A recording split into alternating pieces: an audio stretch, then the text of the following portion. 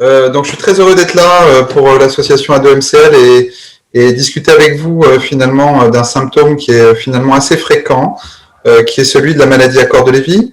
Alors ce qu'on a prévu avec l'équipe de l'association, c'est qu'il y aura une première partie où je vais finalement vous présenter ce que c'est que les hallucinations dans la maladie à corps de Lévy, mais j'ai envie de dire probablement que vous savez toutes et tous de quoi il s'agit, donc je serai assez rapide pendant au maximum 10 minutes. Je vous parlerai aussi un petit peu des traitements et puis du vécu de ce symptôme. Et puis, je pense que ce qui est surtout important après, c'est que nous puissions échanger. Donc, je crois qu'il y a déjà toute une série de questions qui sont prévues, hein, me semble-t-il. Oui, on en a reçu un certain nombre. D'accord. Quelques autres ce matin, et voilà. Mais c'est vrai que là, on a beaucoup de monde aussi présent avec nous, qui ont certainement aussi envie d'imposer. Mais bien sûr. Donc, on va privilégier plutôt les interactions, ça je suis tout à fait d'accord. Donc, je vous propose que sans tarder, donc on commence. Donc, la maladie à corps de Lévy, donc vous la connaissez, hein, c'est une maladie qui commence en général après 50 ans, dont la fréquence augmente avec l'âge, et donc on sait que les moments de fréquence les plus importants, c'est après 80 ans, même après 85 ans, puisque 22% des patients qui ont des troubles neurocognitifs importants, après 85 ans, ont aussi une maladie à corps de Lévy. L'un des principaux symptômes de la maladie à corps de Lévy, ce sont les hallucinations. En réalité, il y a 4 symptômes cardinaux. Hein. Ces 4 symptômes cardinaux, vous le savez, sont 1. Les fluctuations, 2. Le syndrome parkinsonien, qu'on appelle aussi syndrome extra-pyramidal, qui correspond en fait à un ralentissement, une rigidité, éventuellement parfois un petit peu de tremblement, mais c'est pas forcément le cas. Il y a aussi une notion plus récente qui est apparue comme étant importante dans les derniers critères de la maladie à corps de Lévy, c'est-à-dire ceux de 2017 pour le stade de maladie à corps de Lévy, un stade de trouble neurocognitif important, mais aussi 2020 pour le trouble neurocognitif léger. Et puis finalement, il y a les hallucinations. Alors les hallucinations, c'est un symptôme qui va être décrit dès les premières, historiquement, dès les premières descriptions de la maladie à corps de Lévy. C'est-à-dire les premières descriptions, bonnes descriptions commencent à apparaître dans les années 60. On ne l'appelle pas à l'époque maladie à corps de Lévy. Le terme maladie à corps de Lévy n'arrivera qu'au début des années 80. Mais toujours est-il que dès la fin des années 60, on voit apparaître ce terme hallucination et les symptômes qui vont évidemment avec. Et puis, finalement, 1992, je vais très vite, mais 1992, Ian Mackies, donc qu'on dit Ian Mackies de Newcastle, va dire, ben voilà, la maladie à corps de Lévy, c'est une nouvelle maladie qui correspond à des patients qui ont des troubles cognitifs et chez qui peut arriver des hallucinations visuelles, surtout, chez qui peuvent arriver aussi un syndrome parkinsonien, des fluctuations, il le décrit dès ce moment-là, et un élément qui me semble important, dès cette époque-là, il parle de la sensibilité aux neuroleptiques. On va y revenir tout à l'heure, mais c'est important parce que dans le cadre des hallucinations, les patients atteints de maladie à corps de Lévy peuvent, entre guillemets, être mis sous neuroleptiques ou antipsychotiques, et on sait que ce sont des médicaments qui peuvent être particulièrement délétères.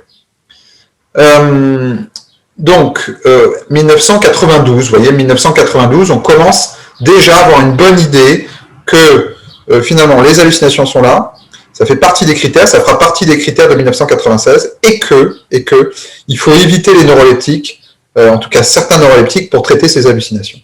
On a l'essentiel en fait à ce moment-là. Alors, si on prend le symptôme, ce qui est décrit surtout, ce sont les hallucinations visuelles. Mais en réalité, les patients atteints de maladie à corps de Lévy peuvent faire n'importe quel type d'hallucination. Alors, on rappelle ce que c'est qu'une hallucination, finalement. C'est le fait en tout cas de l'hallucination visuelle, c'est le fait de pouvoir voir des choses alors qu'il n'y a pas d'objet. Hein, c'est-à-dire, il n'y a rien, mais on voit quelque chose. Ça, c'est la véritable hallucination.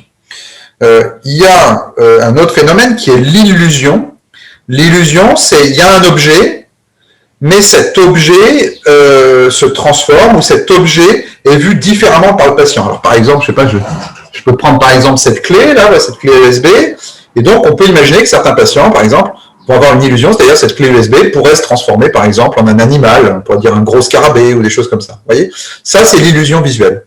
L'hallucination, c'est il n'y a rien et on voit pourtant quelque chose. Et puis il y a des phénomènes un peu plus discrets qu'on appelle des hallucinations mineures ou qu'on appelle aussi des sensations, et que sont les sensations de passage et les sensations de présence. Alors, la sensation de passage, c'est le fait d'avoir l'impression de voir passer quelque chose sur le côté, souvent sur le côté, éventuellement devant.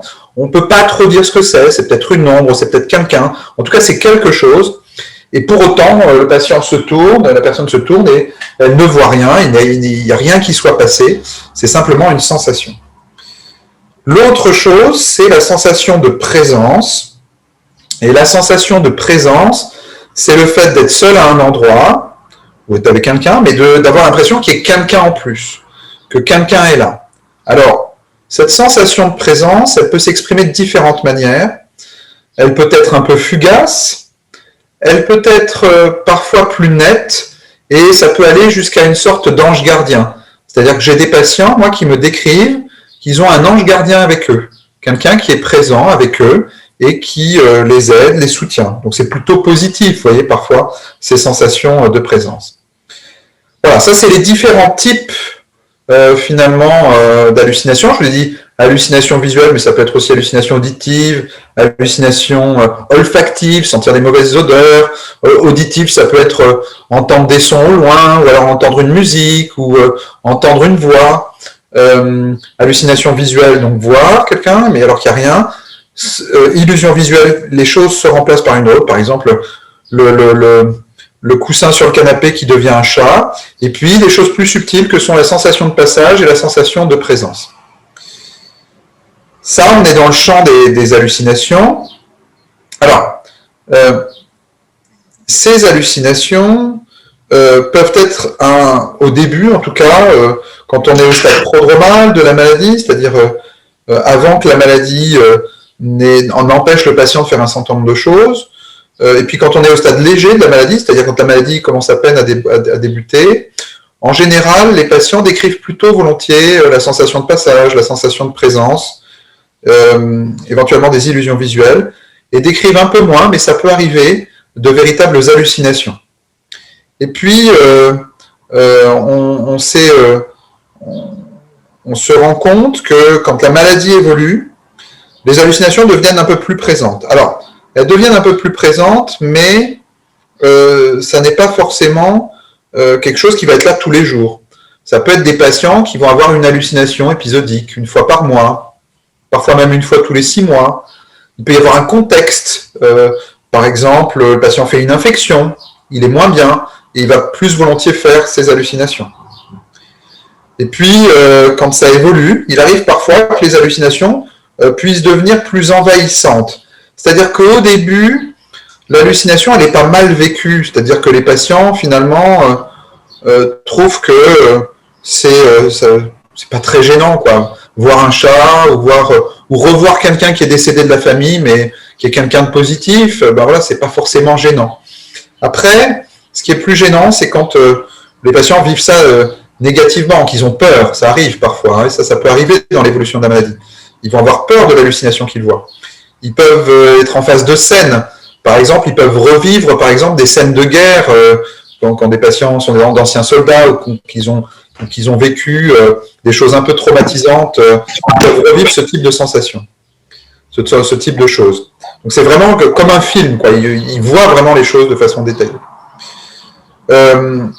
Parfois, mais c'est pas obligatoire, parfois, surtout à des stades plus évolués de la maladie, le patient va vraiment croire dans ses hallucinations, et ça peut être particulièrement angoissant. Il le vit très très mal. C'est-à-dire qu'il peut à un moment donné ne plus vouloir aller dans une pièce, par exemple, ou ne plus vouloir faire telle ou telle chose. Voilà. Et donc là, ça devient compliqué. Et alors, ça devient encore plus compliqué quand il a la conviction délirante que tout ça existe bien.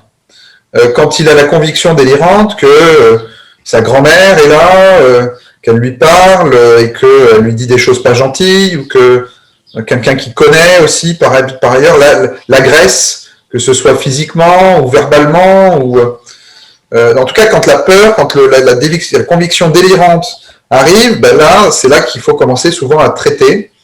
Alors qu'avant, je crois qu'il n'y a vraiment pas de nécessité à traiter. Donc, ça c'est important.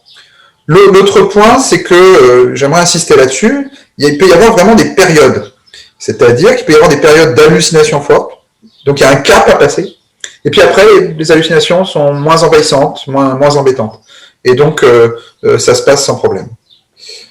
Dernier point sur la description des hallucinations, il y a quelque chose qui se rapproche de l'hallucination, mais qui n'est pas tout à fait une hallucination, qui est ce qu'on appelle le syndrome de Capgras, ou tous ces phénomènes de reduplication, qui sont finalement un symptôme où le patient a la conviction, si c'est une reduplication par exemple, une reduplication de lieu, le patient peut avoir la conviction que l'endroit où il vit, sa maison n'est pas sa maison. Elle ressemble à la maison, on a l'impression que c'est la maison, mais le patient pense que ça n'est pas la maison. Et il a l'impression que la maison est ailleurs. Alors ça peut être la maison d'à côté, ça peut être une maison plus loin dans le quartier, ça peut être une ancienne maison quand il était plus jeune. En tout cas, la maison dans laquelle il vit n'est plus sa maison. Il ne la reconnaît pas comme telle. Ça, c'est la reduplication de lieu, donc en fonction du lieu. C'est-à-dire il y a deux lieux. Il y en a un où il vit qui ressemble à son lieu, mais qu'il ne reconnaît pas comme tel, et son vrai lieu de vie est ailleurs. Il y a des reduplications aussi de personnes, ce qu'on appelle le syndrome de Capgras. Et la reduplication de personnes, c'est un proche, ça peut être le conjoint, ça peut être une petite fille, un fils, une fille, peu importe, qui, à un moment donné, n'est plus ce proche. Il lui ressemble, mais il n'est plus ce proche. On appelle ça aussi un délire des sosies. Et donc, c'est une autre personne qui est le proche, où il y a deux proches, un fantasmé, et puis un qui est là, mais qui n'est pas le bon proche. Voilà. Ça, c'est syndrome de Capgras ou reduplication de personnes. Voilà, alors, je vous ai fait une description des symptômes. Je vais maintenant vous faire une description du traitement assez rapidement. Le traitement, dans un premier temps, quand l'hallucination est peu envahissante, mais peut-être commence à être un petit peu gênante, l'un des traitements, là je parle vraiment d'hallucination, moins du Capgras, je reste dans l'hallucination, l'un des traitements, c'est tout simplement d'augmenter la luminosité. Ça peut marcher dans un premier temps, c'est-à-dire que les patients vont avoir plus ce genre de choses quand il y a moins de luminosité. J'avais comme ça un patient qui voyait un fantôme passer chaque soir dans la cuisine, et ce fantôme qui passait dans la cuisine venait toujours à peu près au même moment. Il était le seul à pouvoir voir ce fantôme, les autres ne le voyaient pas, et en fait, il suffisait d'augmenter la luminosité pour que le fantôme disparaisse. Voilà. L'autre point, c'est que à un moment donné, on va dire que les hallucinations, le patient s'en agace, ça l'inquiète pas, mais ça le gêne un peu, et il aimerait que ça ne soit plus là. À ce moment-là, on peut éventuellement commencer un traitement visant à diminuer ces hallucinations, et notamment les traitements par inhibiteurs de la cholinestérase, que sont donc, dans les inhibiteurs de la cholinestérase, vous avez Aricept ou Donépézil, ou alors Rivastigmine ou Exelon, qui est souvent sous forme de patch. Donc l'Aricept ou Donépézil est sous forme de comprimé, l'Exelon ou Rivastigmine est sous forme de patch, souvent, mais elle peut être aussi sous forme de comprimé. Eh bien ça fonctionne assez bien dans un premier temps. C'est-à-dire qu'en fait, grâce à ce médicament, on augmente les capacités attentionnelles du patient, et donc, il peut très facilement, beaucoup plus facilement, dire bah non mais ça c'est rien quoi. En fait ça n'est pas une vision, voilà, et je le mets de côté. Et donc il a ces hallucinations, en tout cas ces hallucinations de tout début peuvent disparaître. Mais dans un troisième temps, malgré les inhibiteurs de la cholinestérase ou malgré le fait qu'on joue sur la luminosité, etc. eh bien, les hallucinations peuvent être omniprésentes et surtout, il peut s'y associer un délire, une conviction délirante que ça existe et puis le patient peut devenir éventuellement agressif, enfin, etc. Vivre très mal tout ça et à ce moment-là, il est nécessaire de traiter les hallucinations de façon, comment dire, plus efficace. Et dans les traitements qui sont particulièrement efficaces, il y a les antipsychotiques ou neuroleptiques. Le problème, c'est que ces antipsychotiques ou neuroleptiques, en plus d'être efficaces, sont particulièrement délétères chez à peu près 80% des patients atteints de maladie à corps de Lévy. C'est-à-dire, dans plus de 3/4 des cas, mettre un neuroleptique chez un patient atteint de maladie à corps de Lévy, c'est entraîner des effets secondaires graves. Alors, ces effets secondaires graves, c'est lesquels? C'est une aggravation des troubles cognitifs, c'est le fait d'avoir aussi des problèmes pour marcher, c'est le fait de faire des chutes, parfois des chutes graves, hein, on peut faire des hématomes, et pourquoi pas des hématomes dans la tête, donc ce qu'on appelle des hématomes sous-durales ou extradurales, donc faire des choses graves. Et puis, c'est aussi faire ce qu'on appelle un syndrome malin des neuroleptiques. Alors, qu'est-ce que c'est un syndrome malin des neuroleptiques? C'est le fait d'avoir de la température, de la fièvre, mais sans raison évidente, auquel s'associent des douleurs musculaires. Et donc, quand on fait une prise de sang, il y a une augmentation des enzymes musculaires dans le sang, on appelle les CPK, donc il y a une augmentation des CPK, grand C, grand P, grand K, pardon. Et puis, en même temps, il y a une raideur un peu, le patient devient plus raide, il n'est vraiment pas bien, et éventuellement même les hallucinations peuvent s'aggraver. Donc là, le syndrome d'un malin des neuroleptiques, ça peut être grave. Puis il y a des choses encore plus graves, hein, c'est que le patient peut décéder à cause de ces neuroleptiques, puisqu'il peut avoir des troubles de la déglutition et avaler de travers, et puis finalement décéder à cause d'une pneumopathie, ou même décéder simplement parce qu'il est trop sédaté, hein, trop fatigué par le traitement. Alors, donc on contre-indique les neuroleptiques en général dans la maladie à corps de Lévy, mais vous avez compris quand même que 20% des patients atteints de maladie à corps de Lévy peuvent supporter les neuroleptiques. Donc il y a des patients qui sont sous neuroleptiques et on n'est pas forcément obligé de les enlever parce qu'ils le supportent bien, mais il faut être sûr qu'ils le supportent bien. Donc après, l'avantage, c'est qu'on a la chance d'avoir quelques neuroleptiques, je dis bien quelques, qui sont souvent plutôt bien supportés dans la maladie à corps de Lévy. Le premier neuroleptique qui est souvent bien supporté, c'est la clozapine ou l'Eponex. Alors la clozapine ou l'Eponex, c'est un neuroleptique qui est très efficace, qui a une très bonne efficacité sur deux choses. 1, les hallucinations. 2, le délire. Et puis en plus, il peut être un peu sédatif, donc ça on le donne plutôt le soir, avec des patients qui ont peur le soir, qui ont du mal à dormir, etc. Et c'est parfois très intéressant qu'ils puissent dormir la nuit, parce qu'avec ces hallucinations, il peut y avoir aussi des inversions du rythme veille-sommeil. C'est-à-dire en fait, les patients vont se mettre à dormir le jour et à être réveillés la nuit. Donc, clozapine, mais attention, j'insiste auprès de mes collègues, qui soient neurologues, gériatres ou psychiatres, puisqu'en fait, ça ne peut être prescrit que par ces 3 spécialités médicales. Il faut absolument donner le Leponex à des toutes petites doses, c'est-à-dire 25 mg, un quart de comprimé. 25 mg, un quart de comprimé. Alors, le quart de comprimé n'existe pas, hein. Normalement, le comprimé ne se coupe qu'en 2, donc il faut le couper encore en 2, donc à un quart, et c'est normalement à ces doses-là qu'on commence. Pourquoi il faut commencer à ces doses-là? On ne commence pas toujours à ces doses-là, ça dépend quelle est l'intensité du trouble du comportement du patient, mais disons globalement, il faut commencer à ces doses-là parce que parfois à un quart, ça suffit, quoi. À un quart, en fait, le patient va beaucoup mieux, et en fait, il va mieux quelques jours après, souvent moins d'une semaine après, les choses sont à peu près rentrées dans l'ordre du point de vue des hallucinations, évidemment. Les 2 autres neuroleptiques qui sont intéressants qu'on peut utiliser dans la maladie à corps de Lévy, c'est la quétiapine. Alors la quétiapine, le niveau de preuve contre la maladie à corps de Lévy et les hallucinations de la maladie à corps de Lévy est un peu moins bon.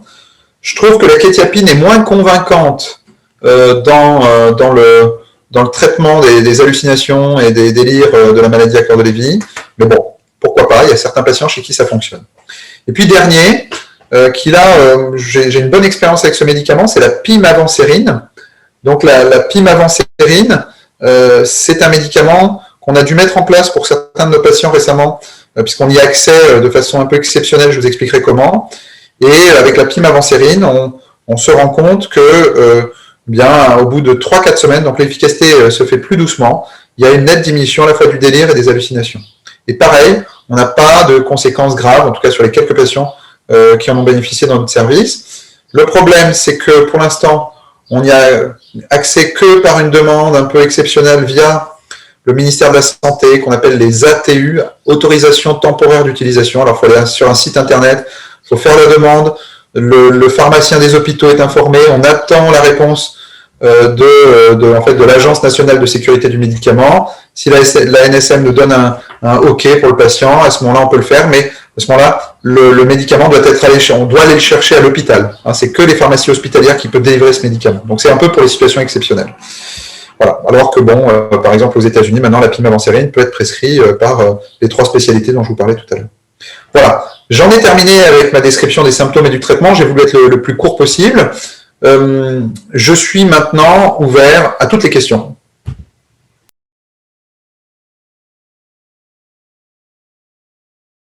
Question. C'est surtout une question d'aidant.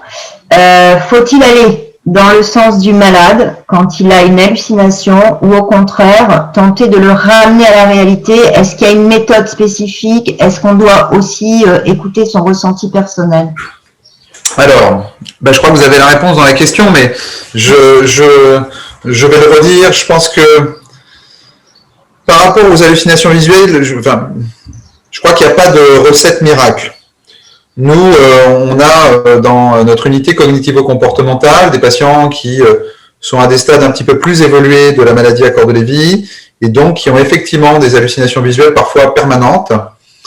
Et c'est vrai que les équipes soignantes, infirmiers, aides-soignants, souvent ne vont pas contredire le patient. Je trouve que c'est intéressant. Je crois que ça sert à rien d'être, si vous voulez, dans la tentative parfois un peu insistante finalement ça n'est pas vrai, ce que tu vois n'est pas vrai et au bout du compte voilà, il faut que tu reviennes parce que il n'y a pas de raison que tu vois ça. Non. Évidemment, il faut écouter son ressenti, évidemment. Mais attention dans le ressenti, il ne faut pas que ce soit un ressenti qui soit dans l'agressivité du patient. Hein, je crois que agresser le patient alors qu'il vit quelque chose qui est probablement difficile, ça ne fera que amplifier la problématique. Ça, je pense que c'est un point important. Mais par contre, le ressenti, oui. J'ai envie de dire, si le patient il est en train de voir un proche qui est dans la pièce, qu'il est en train de se dire qu'est-ce qu'il fait là, ça peut être intéressant d'interagir avec votre proche. C'est-à-dire, mais finalement, qui est-ce que tu vois? Il est habillé comment? Parce que moi, je ne le vois pas, donc c'est important qu'il m'explique. Voilà, hein, je crois que ça peut être rassurant, ça peut au bout du compte finalement apaiser. Je crois qu'il faut surtout, quand c'est possible, évidemment, ne pas augmenter l'angoisse du patient. Parce que si vous augmentez l'angoisse du patient et que vous dites mais non mais ça n'existe pas, qu'est-ce que tu racontes, il n'y a rien, tu vois bien qu'il n'y a rien, et que lui est convaincu qu'il voit, vous allez le mettre dans une situation où il sent qu'il est malade, ou sent qu'il a un problème, mais il est pourtant convaincu qu'il voit quelque chose, et ça risque d'un peu auto-entretenir ou d'amplifier la problématique. Donc moi, oui, le ressenti, ça me semble important. Parfois, aller dans le sens du patient, même souvent aller dans le sens du patient, et qu'il puisse exprimer, qu'il puisse expliquer, je pense, ce qu'il est en train de voir. C'est pas toujours facile, hein, je vous l'accorde. Je crois pas qu'il y ait de recette miracle. J'insiste quand même sur le fait qu'il ne faut pas hésiter à augmenter un peu la luminosité. Si vous êtes dans une pièce qui est un peu sombre, même en journée, n'hésitez pas à augmenter la lumière. Je pense que si le patient est angoissé par la vision, il faut le rassurer. Hein, il faut lui dire que vous êtes là et que vous pouvez le protéger contre ça. Moi, je crois pas. Alors, vous savez, je fais un peu une petite digression, mais ça me semble quand même important dans le contexte. Vous savez, les hallucinations, c'est pas quelque chose qui est finalement totalement étrangère à l'être humain. Hein. On pense que dès les premières peintures dans les grottes, finalement, nos ancêtres, que ce soit les Sapiens ou les Néandertals, avaient des hallucinations et peut-être partageaient lors de transe des épisodes hallucinatoires. On n'en sait trop rien, mais en tout cas, il y a des hypothèses comme ça qui se font. Par ailleurs, les hallucinations, il y a 2 grands pics d'hallucinations chez l'être humain. C'est dans l'enfance et c'est quand on est plus âgé, souvent après 70-80 ans.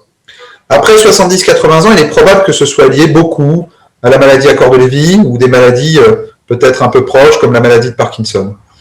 Mais dans l'enfance, il y a beaucoup de gens qui vivent des hallucinations, qui ont des hallucinations sans contexte particulier. Et j'ai envie de dire, il y a probablement quelque chose qui est intrinsèque à nous-mêmes qui ferait qu'on puisse avoir des hallucinations. Hein. Et donc, je ne crois pas qu'il faille avoir un regard, si vous voulez, un peu stigmatisant sur les hallucinations. On est tous susceptibles de faire des hallucinations, vous ou moi. On est tous, par exemple, si demain vous faites une forte fièvre, si vous faites une grosse infection, vous pourriez faire des hallucinations. Voilà. Alors évidemment, là, c'est différent dans la maladie à corps de Lévy. Le patient, votre proche, il fait des hallucinations. S'il en fait, il fait des hallucinations, comment dire, à cause de la maladie. Mais à vrai dire, voilà, ça n'est pas complètement étranger à l'être humain. C'est ça que je veux vous dire. Donc, il faut pas en faire quelque chose de catastrophique. Voilà, c'est mon message. Merci. Alors, là, on avait une question, donc vous y avez répondu, hein, comment les apaiser, les traiter, quels sont les traitements. Je crois que là, on a un petit peu évoqué. Je pense qu'on a un peu répondu. Il faut vraiment les rassurer.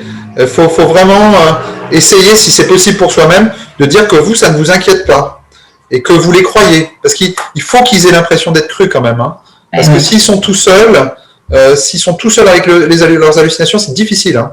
C'est difficile. Est-ce qu'est-ce qu'on doit faire lorsque les traitements échouent ou que la maladie est trop évoluée et qu'on ne peut pas surdoser en médicaments et qu'elle demeure envahissante? Alors, d'abord, moi j'aimerais insister sur le fait que quand même, dans la grande majorité des cas, les hallucinations envahissantes, on peut s'en débarrasser. Ça me paraît important de le dire. Hein, c'est-à-dire, il ne faut pas être complètement défaitiste. Et j'insiste sur le fait que c'est important de faire des adaptations thérapeutiques. Et je vous ai donné des pistes, hein, là, 3 molécules. Hein, le plus important qui me paraît la clozapine ou donc l'Eponex, la kétiapine, et puis cette nouvelle molécule qui est vraiment très intéressante avec peu d'effets secondaires, qui est la pimavansérin. Hein, j'insiste là-dessus parce que c'est vraiment très important. Après, il arrive parfois effectivement que les hallucinations, malgré tout ce qu'on peut faire, tout ce qu'on puisse faire, perdurent, ou plutôt ce que j'ai remarqué, c'est que ça revienne par épisode, hein, avec des épisodes qui sont plus difficiles à gérer. Et bien là, si on a utilisé toutes les armes qu'on avait à notre service, je crois que un des points quand même, c'est d'aider le patient par rapport à son angoisse. Hein, et là, on a quand même des arts thérapeutiques pour diminuer l'angoisse, notamment ce qu'on appelle les benzodiazépines. Il ne faut pas surdoser les patients atteints de maladie à corps de Lévy en benzodiazépines, mais des médicaments comme finalement le Seresta ou l'alprazolam sont des médicaments qui peuvent être intéressants à condition qu'ils soient bien supportés pour diminuer l'angoisse, pour qu'au moins le patient n'ait pas l'angoisse qui accompagne finalement ces hallucinations. Le point qui me semble important aussi, c'est que à nouveau, quand les patients ont ces hallucinations, il faut les rassurer et il faut leur indiquer que vous êtes avec eux, et que même si eux voient ça, il ne peut rien arriver, hein, que vous êtes là et que les choses vont bien se passer. Je crois que c'est ça qui est important. Hein, c'est-à-dire, ce qui est important, c'est d'être rassurant, accompagnant. Voilà. Très bien. Je ne peux pas vous dire beaucoup plus. En fait, je m'aperçois que dans toutes les questions qui ont été posées, vous avez donné les réponses à l'heure qu'il est. Ah, bon. Oui, parce qu'il y a d'autres questions qui apparaissent, je crois, là. Mais par contre, on en a 2 donc qui resteraient, c'est comment savoir si le malade en souffre, c'est-à-dire est-ce qu'il y a vraiment, quand il n'est plus capable de communiquer par exemple, qu'il a perdu la parole un peu, qu'il peut plus mettre les mots, comment sait-on qu'il en souffre? Est-ce qu'il en souffre? Et est-ce qu'il les supporte? Et est-ce que cela le perturbe au point de le mettre en réelle souffrance? Alors, vous savez, ça c'est difficile comme question parce que je ne suis pas dans la peau d'un patient atteint de maladie à corps de Lévy. Ouais. Mais par contre... est-ce qu'il y a des signes? Oui, c'est ça. Moi, je vais vous donner mon expérience clinique. Voilà, je peux vous donner que ça, puis ce que je sais un petit peu de la littérature médicale. Premièrement, contrairement à la maladie d'Alzheimer ou d'autres maladies neuroévolutives, vous l'avez sans doute remarqué si vous avez un proche atteint de maladie à corps de Lévy, très souvent les patients atteints de maladie à corps de Lévy sont très conscients de ce qui se passe. Ils sont très conscients qu'ils ont un problème, ils sont très conscients, au début en tout cas, qu'ils ont des hallucinations, ils sont très conscients que physiquement ça va pas bien, etc., etc., etc. Donc, par rapport à d'autres malades, avec d'autres maladies, le patient atteint de maladie à corps de Lévy est beaucoup plus conscient. Il a une plus grande acuité de l'existence de la maladie. Hein. Donc, évidemment, il y a des patients qui ne sont pas du tout conscients de la maladie, mais je vais faire une généralité pour une fois. Très souvent, le patient est conscient de ce qui se passe, au moins en partie en tout cas. Ça, c'est la première chose. Pour autant, une fois que j'ai dit ça, vous avez des moments, notamment lors des fluctuations, parce que finalement, les fluctuations et les hallucinations peuvent apparaître en même temps. En tout cas, les fluctuations les plus importantes et les hallucinations les plus importantes peuvent arriver en même temps, parfois. Et dans ces moments-là, il n'est pas certain que les patients soient complètement conscients de ce qui se passe. Hein. En tout cas, vous avez dû le remarquer, je pense, moi c'est l'expérience que j'ai, c'est que les patients à des moments vont pas bien, ils font ces grosses hallucinations. Vous leur en reparlez là quand ça se termine, une heure après, une demi-heure après, le lendemain, peu importe, et vous dites mais non, mais moi j'ai pas le souvenir, il s'est rien passé, pourquoi vous dites ça? Hein, c'est comme si ils étaient à un moment donné dans un autre monde, quoi. Hein, ils passent dans un autre monde, puis après ils reviennent. Hein, c'est quasiment ça, je trouve, pour certains patients. Donc là, je dirais qu'il est probable qu'à ce moment-là, la conscience et la souffrance liée à ça n'est pas forcément, je dis bien, hein, pas forcément très présente. Mais je peux pas être non plus trop optimiste. Je pense vraiment, c'est vraiment l'impression que j'ai, que dans la majorité des cas, peut-être en dehors de ces moments un peu aigus, la majorité des cas, les patients sont conscients de ce qui se passe. En tout cas, en partie conscients de ce qui se passe. Et donc, forcément, ça aggrave leur souffrance. C'est-à-dire qu'ils se rendent compte que, au bout du compte, ils sont en train d'avoir des hallucinations, ils se rendent compte qu'ils vont pas bien, ils se rendent compte qu'ils ont perdu le fil des idées, et donc, ça entraîne une plus grande souffrance.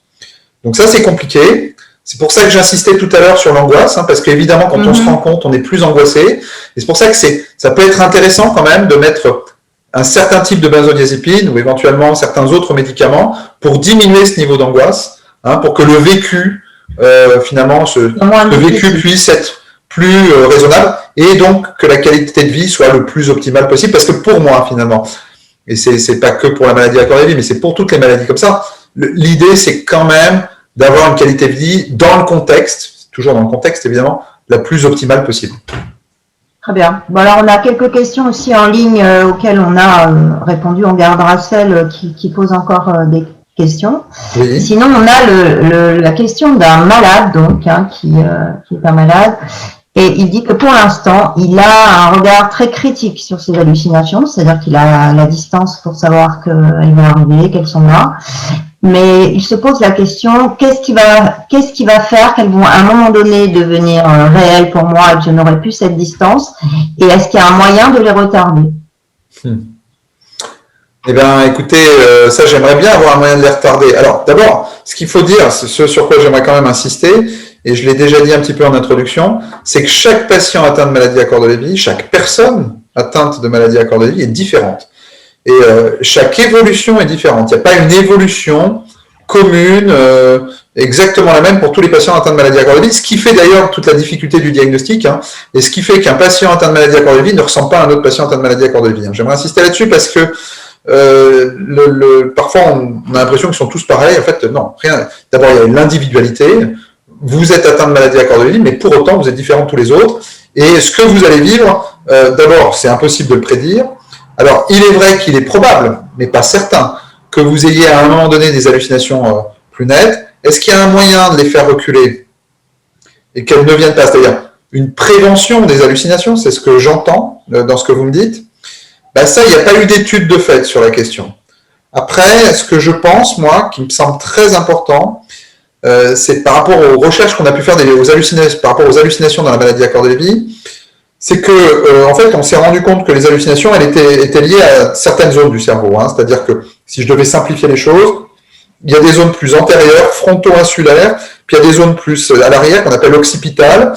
Et en gros, il y a les zones occipitales qui envoient des mauvaises informations, et le lobe frontal et les régions de l'insula, donc à l'avant, disent ben non, oui, ça a l'air normal, mais en fait, c'est pas normal. Et pourquoi ils disent ça? Probablement parce que ça dysfonctionne à cet endroit-là. Donc, l'atteinte à l'arrière occipitale, la mauvaise information qui arrive, bon, je crois que ça, on n'a pas de solution miracle pour ça pour l'instant. Maintenant, l'atteinte à l'avant, qui est donc un peu celui qui va juger, hein, si c'est oui ou non un problème ou pas, si c'est vrai ou pas, et s'il faut en tenir compte, hein, donc c'est le lobe frontal et les régions insulaires, et bien là, très clairement, je pense qu'il y a un intérêt à faire un travail de remédiation cognitive. C'est-à-dire, je pense, mais je peux me tromper, je pense que travailler par exemple avec une orthophoniste, une fois par semaine, ou travailler avec un ou une neuropsychologue, une fois par semaine par exemple, et donc travailler les capacités cognitives, la concentration, la mémoire, ce qu'on appelle les fonctions exécutives, donc les capacités d'organisation, eh bien, je suis assez convaincu que ça permet de faire reculer la maladie, c'est-à-dire que l'évolution de la maladie va être moindre, y compris les hallucinations. Donc je crois que là, au jour d'aujourd'hui, s'il y avait une chose à faire par rapport à éventuellement anticiper et essayer de faire reculer ces hallucinations, c'est faire ce travail de remédiation cognitive. Alors il est fastidieux, vous avez le droit de faire des pauses, vous n'êtes pas obligé de faire de la remédiation cognitive toute l'année, vous pouvez faire des pauses de 2-3 mois, mais globalement, je pense que faire 6 mois par an de remédiation cognitive à raison d'une fois par semaine, c'est excellent, ça fait du bien, et pas que sur les hallucinations. Très bien. Alors, quand la clozapine est contre-indiquée pour une arythmie cardiaque, peut-on prendre de l'excellon? Alors, quand la clozapine est contre-indiquée pour une arythmie cardiaque, est-ce qu'on peut prendre de l'excellon? Ça dépend le type d'arythmie. C'est-à-dire que si c'est un trouble de la conduction, c'est-à-dire que le cœur conduit pas très bien l'influx nerveux qui est le cœur qui permet de contracter le cœur, on ne pourra pas le faire non plus. Après, c'est quand même assez rare qu'il y ait des contre-indications à la clozapine, hein. C'est même rarissime. Donc, c'est souvent des histoires d'allongement du QT. Donc là, des solutions parfois, c'est de diminuer ou d'arrêter d'autres traitements et de privilégier le traitement qui est le plus important. En l'occurrence, la clozapine. Voilà. Si on a des hallucinations qui sont gênantes. Mais c'est vrai il y a des contre-indications cardiaques pour la clozapine et des contre-indications cardiaques pour l'exélon Aricept, mais elles sont différentes. Donc normalement, un même patient cardiaque n'a pas les deux en même temps. Donc quand il ne peut pas pour l'autre, il peut éventuellement pour l'autre. Pour l'un, il peut éventuellement pour l'autre. Mais ce n'est pas toujours le cas, malheureusement. Parfois, certains patients ont des cardiopathies, donc des maladies du cœur particulièrement invalidantes, et donc les deux médicaments sont contre-indiqués. Alors après, c'est toujours la même chose, hein. En médecine, on ne fait que ça, hein, finalement, c'est la balance bénéfice-risque. Hein. C'est-à-dire à quel point tout ça est gênant, à quel point on prend un risque à mettre le médicament ou pas. C'est cette balance qu'il faut tenir compte. Parfois, on peut parfois, quand on est vraiment obligé, hospitaliser le patient et vérifier que le médicament est bien toléré du point de vue cardiaque. Ça arrive parfois. Très bien. Alors là, toutes les questions qu'on a sur le côté, j'imagine que c'est des gens qui sont sur le Zoom. Peut-être qu'on va leur permettre de les poser. Ce sera peut-être plus simple. Oui, très bien. Voilà. Si je peux interagir, c'est encore mieux. Voilà.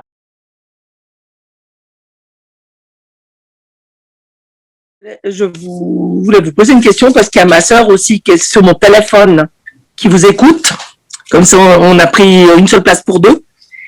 Ce qui se trouve, c'est qu'on aurait voulu savoir une chose. Nous avons une maman donc qui a la maladie à Kordovich, qui a 93 ans, diagnostiquée depuis 2017. Et on s'est rendu compte d'une chose.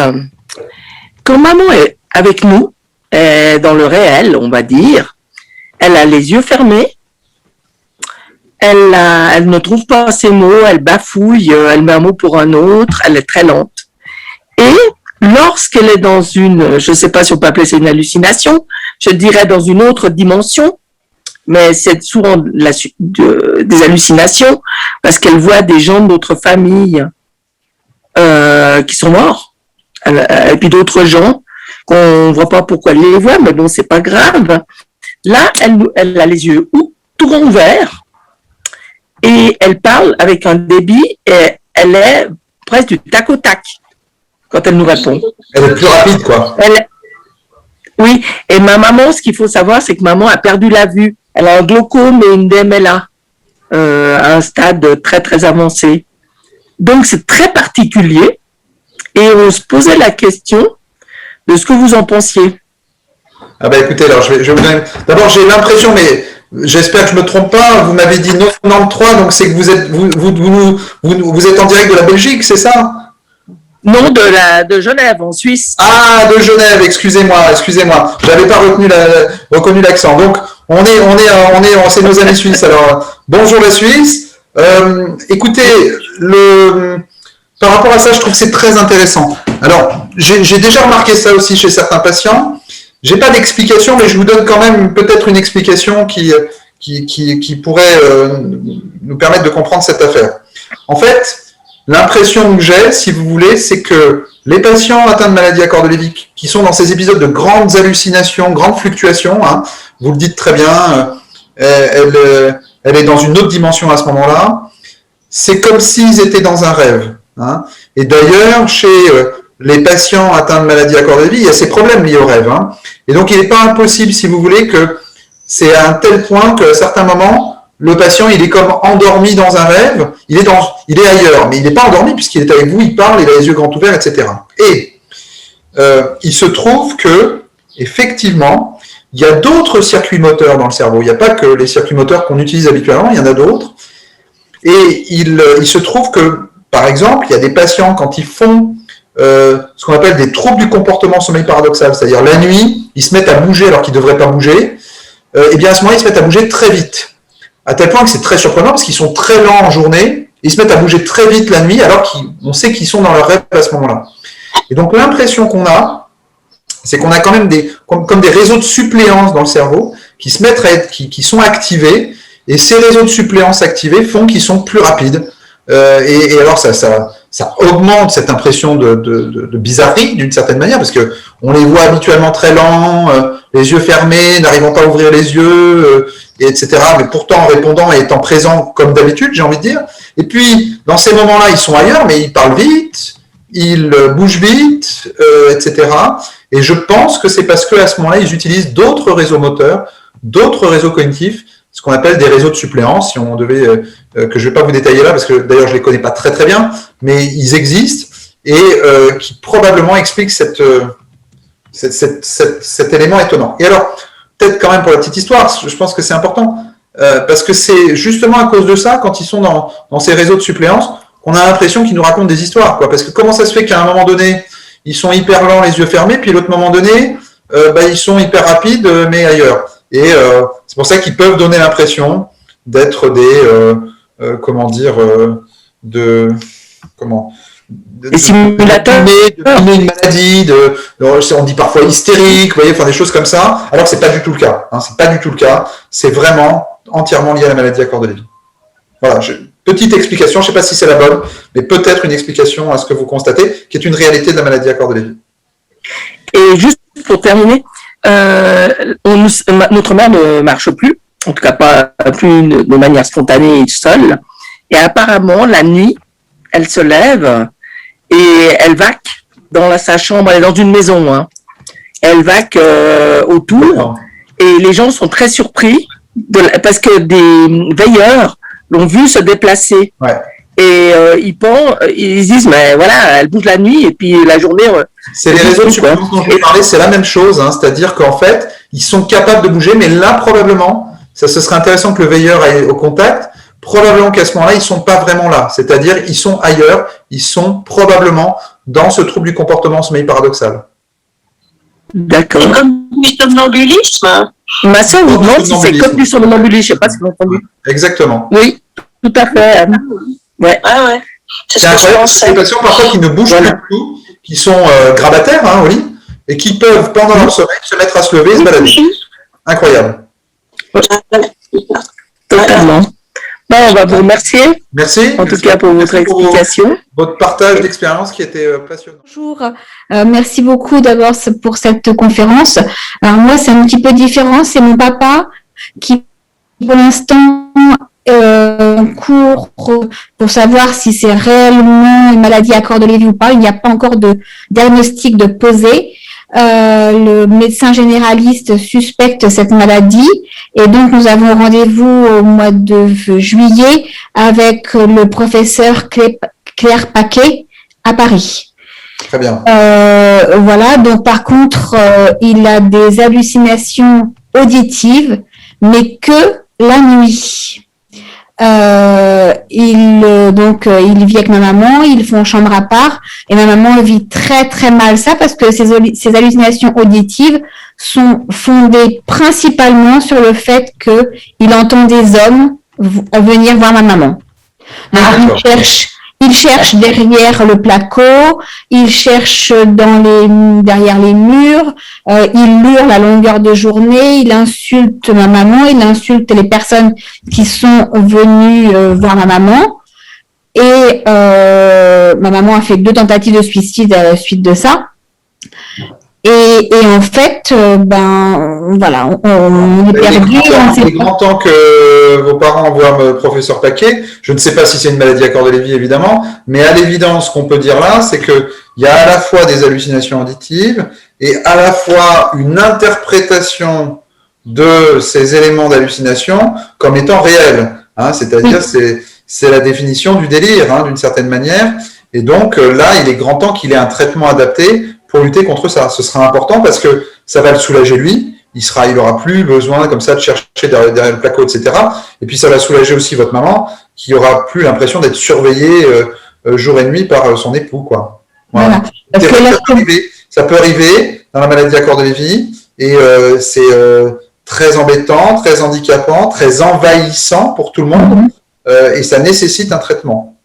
Parce que lorsque vous disiez tout à l'heure qu'il fallait justement compatir et expliquer que l'on était, voilà, on ne voyait pas, mais que ça pouvait exister, là, nous, on ne se sent pas du tout dans l'âme d'aller dans ce sens-là. J'ai pas dit, si vous voulez, qu'il fallait aller dans le sens d'un délire. J'ai dit qu'on pouvait aller dans le sens d'hallucination, ce qui n'est pas la même chose. Là, finalement, votre papa, il interprète ce qu'il entend comme étant réel et contre votre maman, ce qui est pas, vous voyez, et donc ça a d'autres conséquences. Alors après, dans la relation, ça peut se faire autrement, c'est dire bon, écoute, je sais que tu entends ça. Maintenant, très clairement, moi, je sais que maman, il n'y a pas de problème et qu'il se passe rien.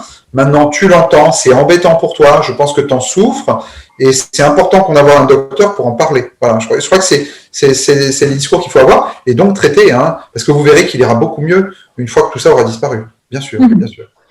Très bien. Qui est un peu, je trouve qui est bizarre.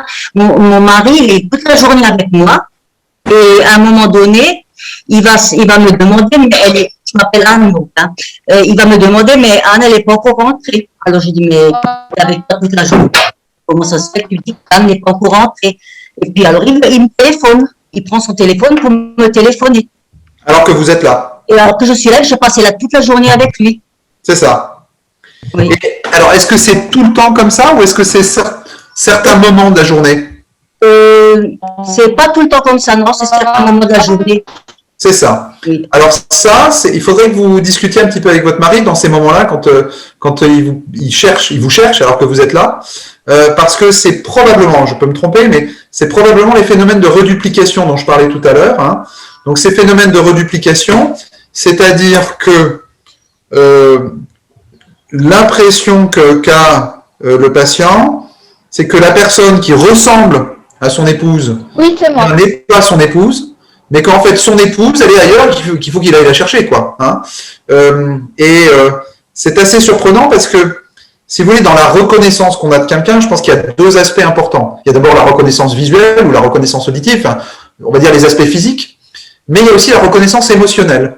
Et c'est comme si dans la maladie à corps de Lévy, la reconnaissance émotionnelle s'effaçait à certains moments, vous voyez, puis revenait à d'autres moments. Et donc là, il vous voit, il est certainement capable de dire que vous ressemblez à Anne, que vous êtes comme Anne, mais que vous n'êtes pas Anne et que Anne est ailleurs et que je dois l'appeler pour qu'elle vienne à la maison. Le problème, c'est qu'il il me téléphone, alors je ne sais pas, est-ce que je dois lui répondre ou pas lui répondre? C'est ça le problème. Ouais, je comprends. Alors vous êtes dans la même maison? Ah oui, on est... Ouais. Bah écoutez, moi j'aurais tendance à dire tentez la réponse quand même, hein, tentez la réponse et puis vous verrez bien. Le souci c'est ça, c'est que ça alterne. Tu as des moments où il peut avoir ça, d'autres moments où il n'a pas ça, qui est probablement en fonction de son état dans lequel il est pour la maladie à corps de Lévy. À vrai dire, là on est vraiment dans ce syndrome de Capgras, hein, ou phénomène de reduplication. Il n'y a pas de bonne solution, hein, par rapport à ça. Les traitements... Bah, il prend de l'exélon. Oui, ça c'est sans doute le mieux. Sans doute le mieux. S'il y a la possibilité éventuellement d'augmenter la dose d'exélon, ça peut être intéressant si c'est possible, compte tenu de son corps, son cœur, etc. Mais les médicaments dont j'ai parlé tout à l'heure, hein, Pimavanserin, Leponex, etc., n'ont pas forcément une efficacité extraordinaire là-dessus. Ça peut donner un petit coup de main, mais c'est pas, on n'arrive pas à le régler parfaitement. Et ça peut être source de souffrance, hein, à la fois pour vous et à la fois pour lui aussi. Hein, parce qu'il sent bien qu'il a ce décalage par rapport à la réalité, quoi. Et si je lui réponds pas, il appelle mon petit-fils pour savoir si je suis là-bas. D'accord. Ouais. Tentez la réponse par téléphone. Je serai intéressé. Je serai intéressé de savoir ce qui s'est passé. Je vous remercie. Je vous en prie. Merci beaucoup pour vos propos, notamment sur la reduplication, qui nous a effectivement, qui nous parle bien, parce que donc notre maman qui a 88 ans, elle est diagnostiquée depuis 3 ans et demi maladie à corps de Lévy, et ça c'est un phénomène qui est apparu récemment, donc qui nous a un peu démunis parce qu'effectivement c'est tout le temps, elle est tout le temps en voyage, quoi. C'est-à-dire qu'elle est chez elle depuis 1 an, mais elle nous dit j'ai voyagé aujourd'hui, où est ma valise, où va-t-on, d'où arrive, donc on essaye de l'ancrer là-dessus, donc il y a des moments clés.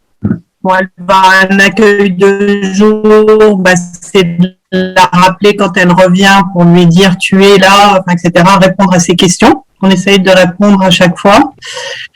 Mais ce que je voulais vous poser comme question, ce qui est quand même impressionnant, c'est malgré la maladie, les capacités d'adaptation. Je vous entends plus là. C'est-à-dire que quand elle n'est pas, ah bon, alors je vais couper je coupe ma vidéo, ça sera peut-être mieux. Vous m'entendez là? Là, je vous entends bien, c'est bien. D'accord. Bon, j'ai coupé la vidéo. Donc, ce que je voulais dire, c'est que on est impressionné par les capacités d'adaptation. Mes sœurs et moi, donc on est six filles, hein, donc c'est que elle est capable de beaucoup donner le change avec d'autres personnes, et c'est avec nous que les hallucinations sont présentes. Mais pendant plusieurs heures, elle peut, et donc les gens nous disent finalement tout va bien. C'est ça. Voilà. J'aimerais insister là-dessus parce que ça c'est extraordinaire. Hein. Et c'est d'ailleurs aussi une des raisons pour lesquelles le diagnostic de maladie à corps de Lévy parfois n'est pas fait. Hein. Enfin, c'est un vrai problème. C'est-à-dire que on peut avoir le patient est finalement capable de maîtriser tout ça. Hein. Et je dirais même, il peut parfois même maîtriser ses fluctuations. C'est un peu plus difficile, mais c'est quand même possible. C'est-à-dire que quand il est dans une situation où il va voir le médecin, ou alors il y a du monde qui vient, ou alors, vous voyez, il y a quelque chose d'important. Là, il arrive à mettre de l'énergie. Il met de l'énergie, il fait bonne figure, il y a ce qu'on appelle un vernis social impeccable, hein, et puis à la limite, quand on va voir le médecin peut dire, mais attendez, mais il va très bien là, qu'est-ce que vous me racontez, vous voyez, et c'est valable aussi pour les hallucinations.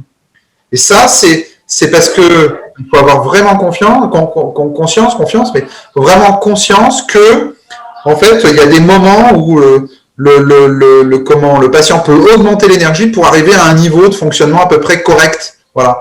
Et donc, les hallucinations sont pas là, les fluctuations sont pas là, parce que c'est important, il sait que c'est important, c'est un moment important, etc. Et par contre, quand il y a la famille, évidemment, on se laisse aller, quoi, hein, parce que c'est comme quand on était enfant à la maison, on était tout sage à l'école, et puis on pouvait être autrement à la maison. Voilà. Donc, je crois que et c'est plutôt rassurant aussi. C'est plutôt rassurant, mais il faut à ce moment-là avoir il faut qu'il y ait une confiance du médecin pour qu'il comprenne tout ça et qu'il écoute les proches qui disent mais il y a des hallucinations, ça va pas, etc. Hein, et c'est pas toujours évident. Donc c'est très clair. Le médecin peut faire d'autres figures, peut être en forme au moment où il voit d'autres personnes, effectivement. Et c'est ce qui se passe donc avec le médecin généraliste. Je pense qu'elle est à l'écoute, c'est-à-dire de ses filles. Donc on a l'occasion, puis en général on le fait aussi en présence de maman, quoi. On essaye de pas faire ça non plus dans son dos, mais bon, tout en étant doux dans les propos. Mais par contre, quand elle va faire les bilans gériatriques, elle est à la complète, quoi. Ouais, c'est ça. À ce moment-là, et donc ce qui fait qu'effectivement, quand nous, on identifiait déjà des choses, ils nous ont dit non, il y a une petite perte cognitive et tout. Et puis, effectivement, quelques mois après, là, quand le diagnostic a été posé, ils nous ont dit, mais en fait, c'est son niveau de culture générale, ou etc., qui a fait qu'elle a compensé. Tout à fait. Et effectivement, même là, elle vient de refaire un peu. Vous avez raison, ça peut être son niveau socioculturel, mais c'est aussi le fait que les patients, ils mettent l'énergie au bon moment, quoi. Hein, et donc là, en l'occurrence, elle met l'énergie au bon moment et elle fait, comme vous dites, elle donne le change. Elle donne le change. Ce qui peut après peut avoir des conséquences embêtantes, puisqu'on en parlait tout à l'heure. Hein. On a l'impression que finalement, le patient et raconte des histoires, fait des choses qui seraient de l'ordre de l'hystérie, etc. Alors que pas du tout. Hein. C'est vraiment typique de la maladie à Cordes-Lévy. Hein. Typique. Voilà. La Rochelle, on parle pour mon beau-père qui en fait est suivi sur Bordeaux. On a deux questions suite à l'intervention du professeur Blanc qui sont, la question c'est il parlait de la lumière et on se demandait si le type de lumière avait une importance pour éventuellement adapter les ampoules, je sais pas, c'est peut-être un peu farfelu, mais et après, comme question, après on se demandait si par exemple une réunion de famille ou quelque chose pouvait être néfaste et provoquer des hallucinations, le fait qu'il y ait du monde. Et enfin, alors nous on est en plein là-dedans parce qu'il vient de réaliser la maladie, c'est comment gérer nous ces inquiétudes. Il vient de il réalise de ce qui lui arrive, d'apprendre et comment on peut gérer ces inquiétudes. Quelle attitude à avoir pour le rassurer? Oui. Alors, beaucoup de questions en une, je vais essayer d'y répondre. Première question, je ne suis pas sûr d'avoir toutes les réponses. Première question, le type de lumière. Alors là, il n'y a aucune étude sur le type de lumière. Tout ce que je peux vous dire, mais là, je vous réponds très intuitivement par rapport à ce que me racontent mes patients. Tant qu'à mettre des lumières, essayez de mettre des lumières qui soient le plus proche d'une lumière naturelle. Vous voyez ce que je veux dire? C'est-à-dire pas des lumières blanches extrêmement agressives ou une lumière un petit peu plus avec un niveau de jaune qui se rapprocherait du soleil. Voilà. Mais je ne suis pas sûr de ce que je vous dis. Hein. Mais j'essaye de répondre à votre question. Votre deuxième question, donc, c'est les réunions de famille. Alors sur les réunions de famille, compliqué. Disons que quand il y a beaucoup de monde, ça peut être compliqué pour le patient. Ça peut être compliqué pour plein de raisons, mais une des raisons principales, c'est le fait qu'il va être obligé de suivre plusieurs conversations. Il y a des gens qui vont parler dans tous les sens, etc. Et donc il risque de se fatiguer plus facilement. Hein. Et autant dans un dialogue avec une ou deux personnes, pas de problème, ça peut se faire plus facilement. Ça dépend évidemment de son niveau d'atteinte, mais autant s'il y a 20 personnes et puis que les 20 personnes parlent en même temps et qu'il y a des dialogues à différents endroits et qu'il est obligé de suivre plusieurs conversations en même temps, il n'y arrivera pas. Il risque de s'épuiser plus facilement et donc il risque de décrocher plus facilement par rapport à ces réunions. L'autre point qui va peut-être un peu avec, parce que vous m'avez parlé de La Rochelle, vous m'avez parlé de Bordeaux, etc. Je ne sais pas quel est le niveau d'atteinte de votre beau-père, mais il faut... disons que par rapport à... Exactement son niveau, on nous a dit, on l'a appris en février suite à une opération, en fait, et il a chopé le staphylocoque et tout est parti en vrille depuis. Et on a eu un diagnostic lundi, une grande réunion où il a vu plein de monde, et il pense qu'il l'aurait depuis à peu près 4-5 ans. D'accord, ok. Alors, petite parenthèse, la confusion après une chirurgie, une infection chronique, tout ça, c'est des éléments qui accélèrent le processus et qui font que la maladie devient plus nette et à ce moment-là peuvent apparaître effectivement des symptômes tels que des hallucinations.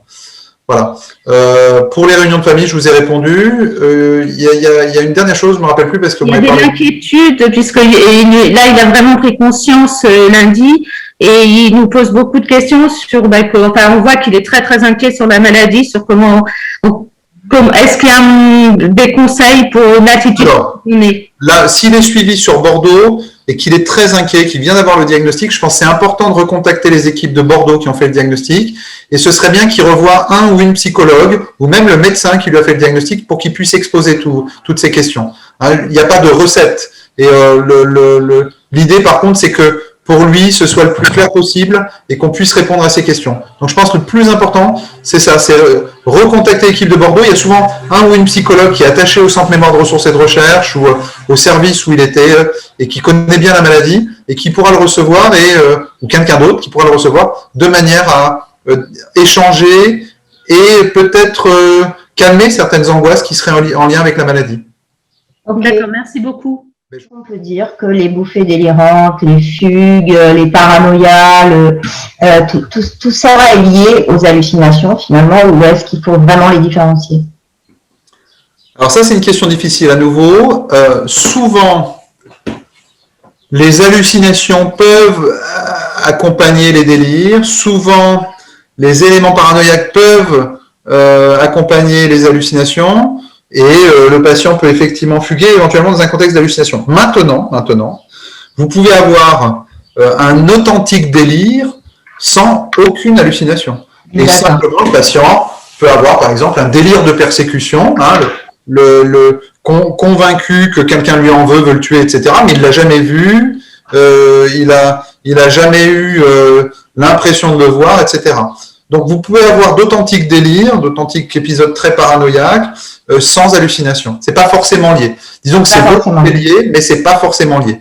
Quant aux fugues, alors les fugues, vous savez, je sais pas trop ce que c'est, moi, les fugues, parce que les fugues, c'est plutôt pour les ados, hein, en général.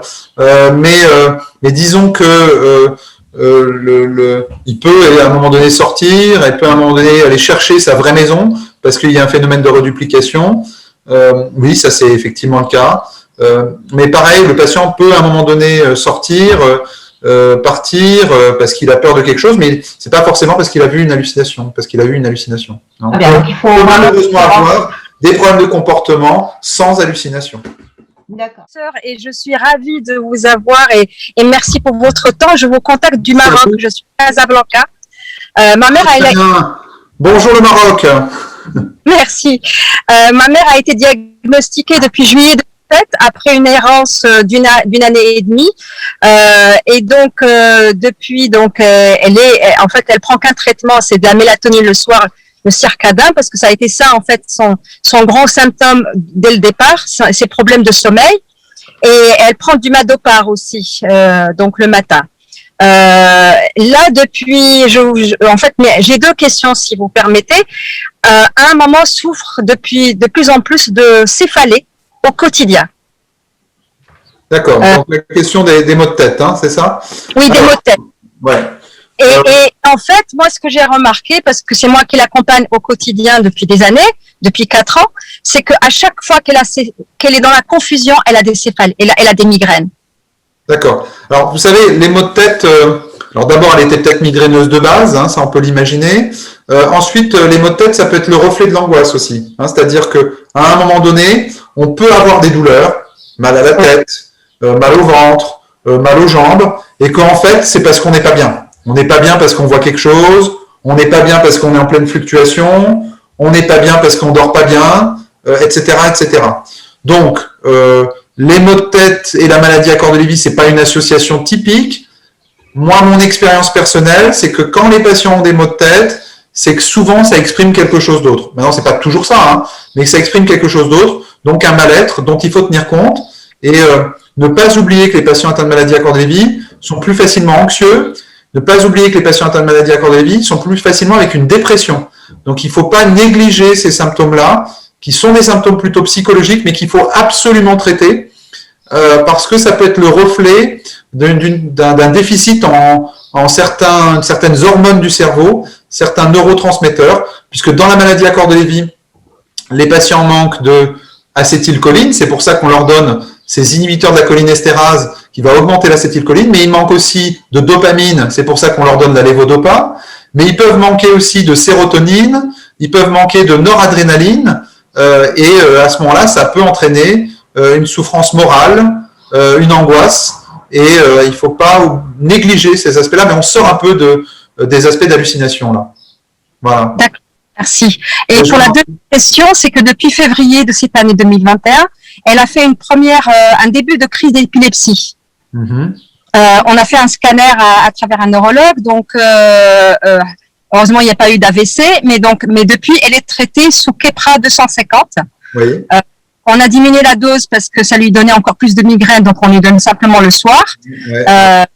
Donc depuis, elle n'a pas fait de crise. C'est important. Ça c'est important. C'est-à-dire là on sort aussi des hallucinations, mais c'est pas grave, c'est important que je vous réponde. Quand un patient fait des crises d'épilepsie, ça s'accompagne aussi souvent de maux de tête.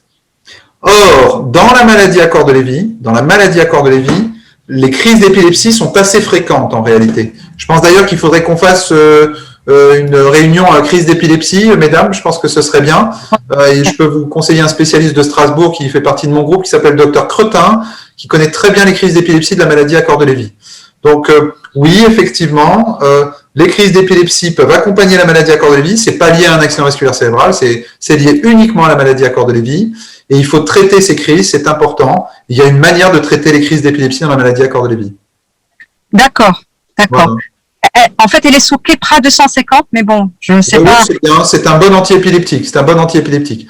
Le Keppra, la seule chose à laquelle il faut faire attention, c'est que c'est un médicament qui peut majorer les troubles du comportement chez certains patients. Donc, si à un moment donné, elle venait à changer du point de vue comportemental, il faudra peut-être changer le Keppra vers un autre traitement. Mais attention, tout ça, il faut le faire sous couvert du neurologue. Il faut surtout jamais arrêter un traitement antiépileptique comme ça, sans avis médical, parce que sinon, ça peut faire flamber la maladie et entraîner plein de crises d'épilepsie.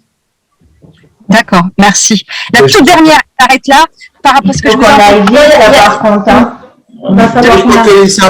C'est important qu'on puisse, parce qu'il y avait Monsieur Odéon qui voulait vraiment poser une question. Il y a Gabriel, il y a Mansa, il y a... Excusez-nous, Madame Agenda, mais c'est important que tout le monde puisse participer. Bien sûr. On fera une réunion, vous pourrez poser vos questions, c'est promis. Super, merci beaucoup. Vous m'entendez Merci de prendre ma question. C'était pour savoir si, donc c'était à propos de ma maman qui est décédée malheureusement, mais si on peut avoir des hallucinations somesthésiques, c'est-à-dire plutôt des sensations corporelles. Complètement. Parce que, alors, bien sûr, j'ai bien entendu qu'il y avait le phénomène d'angoisse, mais ma mère, dans les premiers signes, bien avant qu'on diagnostique quoi que ce soit, elle avait l'impression tout le temps qu'on l'étranglait, qu'il y avait quelque chose qui l'étranglait, elle ne pouvait plus porter de pull, plus porter de chaîne. Elle pensait qu'elle allait plus pouvoir avaler alors qu'elle avalait très bien. Elle avait des brûlures dans le ventre. On a fait des tonnes d'examens gastro. Alors, on n'a jamais comme ça on va vite. Oui. Vous pouvez avoir des hallucinations somesthésiques, c'est-à-dire des hallucinations du corps. C'est aussi assez fréquent dans la maladie à corps de Lévy. Après, il faut faire attention dans les hallucinations somesthésiques. Et ce que vous venez de me décrire, c'est important. Vous m'avez décrit deux symptômes. Un symptôme où on a l'impression qu'elle a du mal à avaler, parfois qu'elle est serrée au niveau de la gorge, ou un symptôme où elle a une sorte de brûlure au niveau du ventre. Ça peut ressembler à des crises d'épilepsie d'origine insulaire. L'insula, c'est une des zones du cerveau qui est touchée le plus fréquemment dans la maladie à corps de Lévy. Et il est possible, ça m'est difficile, là, il aurait fallu que je la voie, mais je crois que maintenant c'est plus d'actualité. Il est possible il ait pu s'agir de crises d'épilepsie liées à la maladie à corps de Lévy. Vous voyez, on reste sur la thématique. Donc, parfois, certaines hallucinations sont pas en lien directement avec la maladie à corps de Lévy, mais indirectement avec la maladie à corps de Lévy par le biais de crises d'épilepsie. En tout cas, la gorge qui serre comme ça peut faire évoquer des crises d'épilepsie insulaire. Voilà, parce qu'elle avait aussi d'autres hallucinations, enfin, c'était pas des hallucinations, mais par moments, elle était persuadée d'être aveugle, alors qu'elle nous voyait très bien, mais elle dit là, je suis aveugle, je ne vois plus. Ou à un autre moment, elle pensait être sourde, elle dit là, je n'entends plus, mais elle nous entendait, elle nous parlait, mais elle était persuadée. Ça, c'est important, c'est les fluctuations. Il peut y avoir aussi des fluctuations de la vue, des fluctuations de l'audition. Donc, votre partage d'expérience est très, très intéressant. Merci beaucoup. Professeur, merci beaucoup pour votre intervention. Alors ma mère a maladie de Lévy et Alzheimer depuis 4 ans et demi. Elle est depuis 3 mois rentrée en EHPAD. Elle prend un autre homme en EHPAD avec qui elle a bien sympathisé, qui est très doux et tout ça, pour son mari, mon père. Voilà, elle l'appelle Michel et voilà, donc on ne sait pas trop comment faire, gérer ça, parce que quand mon père vient la voir aussi, j'ai suivi la méthode validation. Est-ce qu'il faut aller dans son sens. Le personnel de l'EHPAD dit plutôt voilà que ils veulent maintenir dans l'instant présent, et surtout lui il a sa femme qui vient le voir. Voilà. Et depuis qu'elle est rentrée en EHPAD, elle parle que des choses anciennes. Autant quand elle était au domicile, il y avait encore des interactions avec le temps présent. Est-ce que c'est une cause parce qu'elle est rentrée en EHPAD? Et autrement, dernière remarque, ma mère fait des crises d'épilepsie parce qu'elle fait des absences jusqu'à l'âge de 25 ans. Effectivement, ça mériterait un autre sujet entre Cordelevi et épilepsie. Ma mère en fait depuis tous les mois et demi, depuis 4 ans, elle doit être rendue à plus de 120 crises avec le traitement, pareil, Keppra, et Urbanil et tout ça, etc. Merci. Bon, merci pour ce partage d'expérience. Alors, effectivement, sur les crises d'épilepsie, je ne vais pas répondre, mais on voit bien que c'est une thématique qui pourrait être intéressante à développer, mesdames. Je crois que vous avez le message passé. Pour les autres aspects. Alors, d'abord, le fait qu'elle parle uniquement des choses anciennes, je crois que ça, c'est un peu plus typique, on va dire, hein, de la maladie d'Alzheimer qu'elle a, hein, puisque vous m'avez bien expliqué qu'elle a à la fois une maladie d'Alzheimer et une maladie à Cordelevi. J'aimerais juste faire un commentaire sur la rapidité d'évolution chez votre maman, quand même, hein, c'est impressionnant, puisque en 4 ans et demi, elle se retrouve déjà en EHPAD, ce qui n'est pas habituel, hein, il faut le savoir. Hein, c'est vraiment quand il y a cette double maladie, à la fois la maladie à Cordelevi et la maladie d'Alzheimer, qu'à ce moment-là, les patients deviennent beaucoup plus dépendants, plus rapidement, et donc ça explique sans doute pourquoi elle a été aussi rapidement dû aller en EHPAD. Alors après, sur la question de cet autre homme avec lequel elle a des affinités, mais qui finalement qu'elle semble prendre pour son mari, hein, si je comprends bien, je suis pas étonné, hein, c'est-à-dire que on revient à ces phénomènes de reduplication qui sont sans doute aussi majorés par la maladie d'Alzheimer qui l'empêche de bien reconnaître les personnes et les choses, et donc elle peut effectivement, dans un contexte où probablement elle n'a pas eu l'impression qu'elle a changé de lieu de vie, j'imagine que est-ce qu'elle s'est rendue compte qu'elle était allée en EHPAD ou elle n'a pas vraiment l'impression d'être en EHPAD selon vous? Si, elle s'est rendue compte. Elle s'est rendue compte, d'accord. Et là, elle a l'impression d'être en EHPAD parce qu'elle est entourée, elle se sent bien mieux, elle parle beaucoup plus. Et d'un autre côté, voilà, elle a... Voilà. Donc l'EHPAD a été positif parce qu'il y a pour ça. Ouais, pour ça. Alors, j'imagine c'est surtout pour votre papa que ça doit être compliqué quand même. Pour nous. Et pour vous, évidemment. J'ai pas de solution miracle, hein, malheureusement. Je pense qu'elle a peut-être retrouvé quelque chose qui émotionnellement lui fait penser à votre papa, plutôt que physiquement, vous voyez, j'imagine ça. Oui. Et peut-être que c'est une façon de se rassurer. Il n'est pas certain qu'elle souhaitait forcément aller en EHPAD. Maintenant, on sait bien que parfois on n'a pas le choix, et c'est peut-être une façon pour se rassurer. Est-ce que le monsieur en face se réagit bien, c'est-à-dire finalement continuer à avoir une relation simple, mais un peu éloignée quand même avec elle? Comment ça se passe? Oui, le monsieur est très doux et est plus avancé dans la maladie. Et voilà, je pense que ça lui fait du bien d'avoir quelqu'un qui s'occupe de lui. Ouais, voilà. Après, bon, je ne vais pas être trop long, mais dans le contexte, ma mère était aide-soignante, donc toute sa vie, elle s'est occupée aussi des autres. Et la rentrée en EHPAD, c'est dû à... Mes 2 parents ont eu le Covid et mon père, il y a eu un épuisement après 4 ans. Et voilà. Oui, alors ça, c'est important ce que vous dites, parce que finalement, en tant qu'aide-soignante, elle a eu l'habitude finalement de donner des ondes positives aux autres, hein, j'imagine. Oui. Et c'est vrai qu'elle est dans une situation où elle se retrouve avec d'autres patients et elle a besoin finalement d'avoir une expression positive envers d'autres. Je suis pas certain qu'il faille mal prendre le fait qu'elle prenne ce monsieur pour son mari. Je crois que c'est finalement une façon peut-être pour elle-même de se rassurer. En tout cas, moi je l'interprète comme ça. Vous voyez, je vous avoue que je peux pas vous en dire beaucoup plus parce que la situation est particulière. Mais je comprends que ça puisse être pour vous une source de souffrance, c'est évident. D'accord. Alors, je vous explique rapidement. Ma maman n'a que 74 ans. Sa sœur est décédée au même âge de cette maladie et son frère également. Elle a été diagnostiquée syndrome parkinsonien à 68 ans. Elle est passée par tout ce que vous avez dit aujourd'hui, c'est-à-dire sensation de passage, illusion hallucinations qui sont quotidiennes, il y a plein de gens dans la maison, dans le jardin, et là, elle est aux symptômes de Capgras, c'est-à-dire qu'elle voit mon papa 3 fois, et ce sont tous des imposteurs. Ah mince, c'est dommage, on vous entend plus, Mansa. Là, vous m'entendez mieux? Voilà. Allô? Oui. Voilà. Oui, ça a coupé de mon côté, dites-moi. Oui. Donc le Capgras 3 fois, j'en étais là, moi. Et voilà, donc elle voit mon papa 3 fois. Ouais. Et ce sont que des imposteurs. Elle peut donner le téléphone quand je l'appelle au sosie de mon papa, mais il n'est pas présent puisque ce n'est pas lui. Et pour avoir vécu ça avec donc ma tante qui est décédée de ça et mon oncle, on voulait savoir l'espérance de vie entre guillemets, parce que nous on est sur Annecy, mais ma mère est sur Aix-en-Provence et elle est suivie là-bas, mais ils ne veulent pas la prendre. Mon père n'en peut plus, hein, il devient agressif en tant qu'aidant. Donc Aix-en-Provence ne veut pas la prendre juste pour revoir les médicaments en lui disant que elle peut avoir des pertes des tout petits repères qu'elle a chez elle.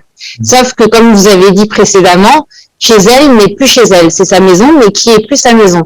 Ouais. C'est assez compliqué. Alors, là, c'est une question importante. Hallucination, syndrome de Capgras. On est dans une situation difficile. Hein. Je vais répondre un peu en général. Je peux pas répondre spécifiquement pour vous parce que je connais bien Aix-en-Provence puisque j'ai travaillé en tant qu'étudiant en médecine il y a fort longtemps à Marseille, mais donc j'étais étudiant dans la région, mais ce que je dois vous dire, c'est important quand même. Quand à un moment donné l'aidant est en situation les troubles du comportement sont trop forts, c'est important que le patient ou la patiente puisse aller dans une unité cognitivo-comportementale.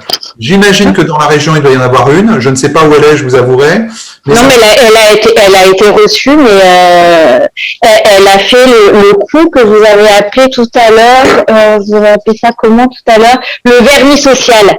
Ouais, oui. Sauf que non, mais elle est fantastique pour ça. C'est mais c'est horrible sinon le reste. C'est aussi le rôle du médecin de faire la part des choses. Il faut y retourner si vraiment c'est difficile à gérer. L'unité comportementale est importante pour ça. Ça fonctionne bien. Je crois que c'est important qu'il y ait une prise de conscience. Si votre papa a peut-être du mal à expliquer ça, ce serait peut-être bien de l'accompagner le jour où il y a le rendez-vous avec les collègues de l'UCC. Non, on y a été tous les 3. J'ai pas eu ma maman, mon papa et moi. Non, ils ont bien compris, mais ils ont dit non parce que ça va l'angoisser et de pire en pire parce que quand je vous dis les hallucinations, c'est quotidien, mais c'est toute la journée. Non, mais il n'y a aucune raison que ça l'angoisse. Il faut qu'elle y aille. Alors après, vous savez, si ça marche pas sur Aix-en-Provence, faut aller ailleurs. Hein. Il y a des gens très bien à Toulon, il y a des gens très bien à Marseille. Je crois que c'est important, si vous voulez, qu'il y ait une prise en charge optimale.